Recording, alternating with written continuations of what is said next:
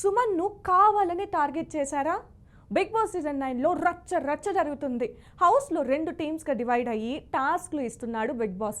ఇక ఇప్పటికే హౌస్లో రీతు, కళ్యాణ్, దివ్యల్ను రాజు రాణులుగా నియమించారు బిగ్ బాస్.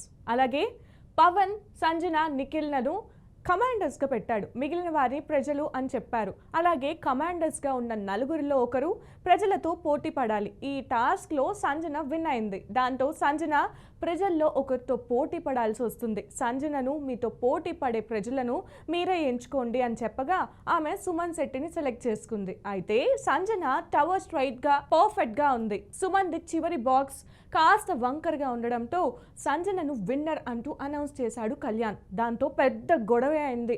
కళ్యాణ్ నిర్ణయాన్ని తప్పుపడుతూ తనూజ, దివ్య సీరియస్ అయ్యారు. సుమన్ శెట్టిని కావాలని టార్గెట్ చేశారు.